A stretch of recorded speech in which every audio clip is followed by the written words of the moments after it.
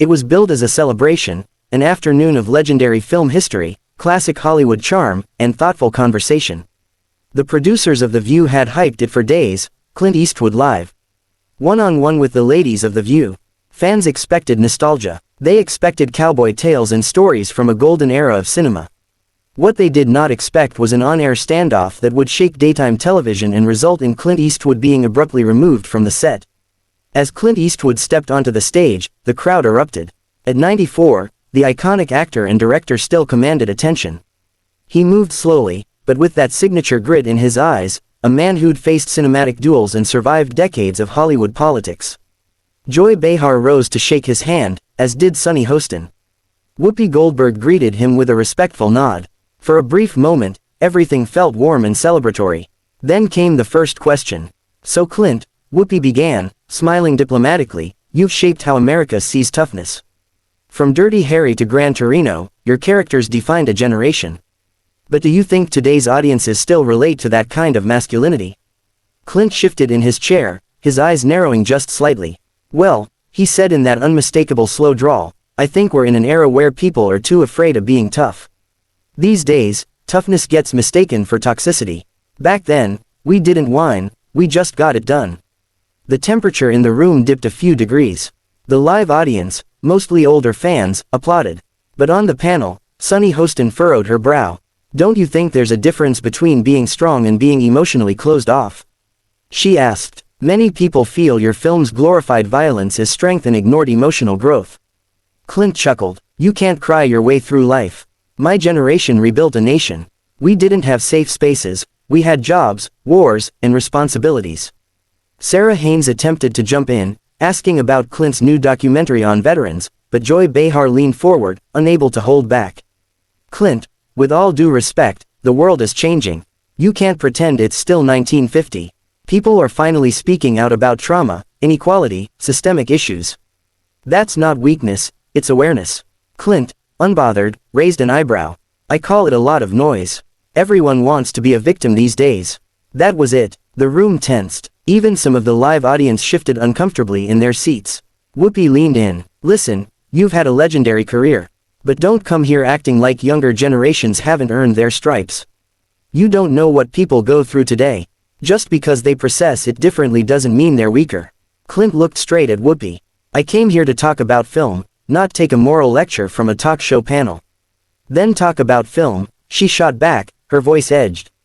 "But don't insult millions of people on live TV just because they're not doing things the way you did." The tension hit a boiling point. Producers in the control room whispered urgently into earpieces. The camera director signaled for a quick pan, trying to avoid catching Joy's now visibly exasperated face. On set, Clint adjusted in his chair as if ready to leave. "I've said what I came to say," he muttered. "You invited me here for a conversation, not an ambush." Before anyone could reply, a stage manager rushed over quietly. The screen cut to an unscheduled commercial break. And when the show returned, Clint Eastwood's seat was empty. Within minutes, social media exploded. Tweets flew, TikToks were created, and The View had become the epicenter of yet another culture war firestorm. But the fallout had only just begun.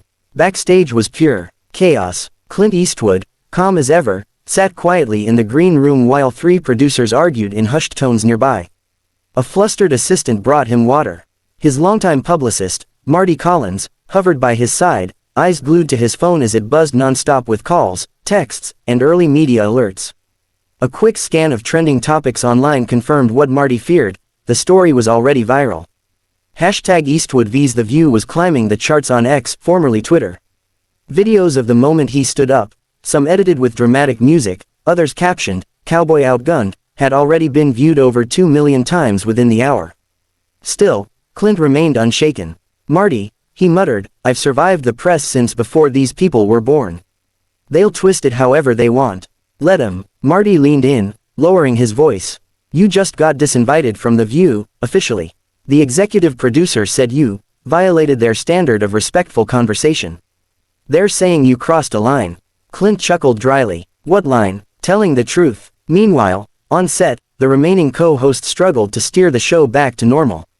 Joy Behar was still visibly rattled. Whoopi Goldberg, ever the veteran, stepped in to address the elephant in the room. "Listen, Folks, she said directly into the camera, we have real conversations on this show. Not everyone agrees, but we're not here to glorify the past, we're here to understand the present. Clint Eastwood is a legend, but even legends need to understand the moment they're living in. The audience gave polite applause, but tension still hung in the air. Back in the dressing room hallway, ABC executives were already on damage control calls. They knew the segment would spark political divides, newsrooms were preparing think pieces, morning shows were rescripting segments, and the network's legal team began reviewing footage in case Clint's team responded with defamation claims.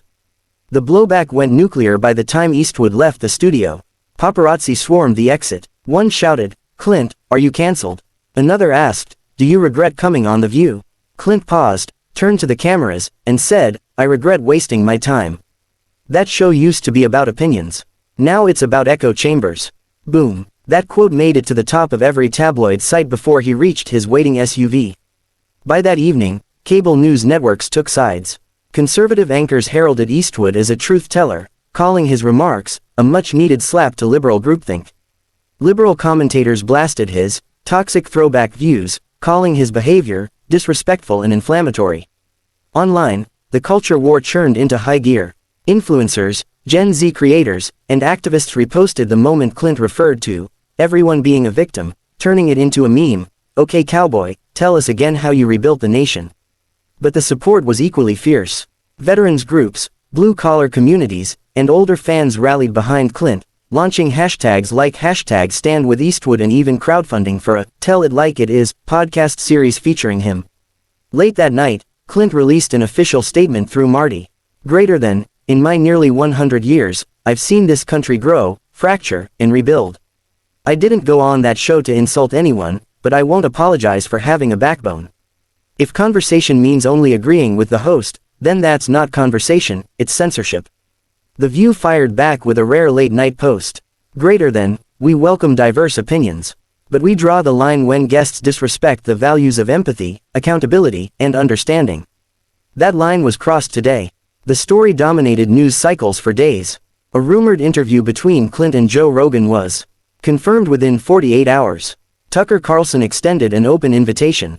Even Elon Musk weighed in on X, writing, "Clint Eastwood has more integrity in his pinky than half the media combined." Through it all, Clint remained stoic. When TMZ caught up with him again days later, asking if he'd ever go back on The View, he smirked and said, "Only if I'm hosting." With that, the cowboy walked off, once again, into legend. Not into the sunset, but into a new battleground, the cultural frontier of live TV.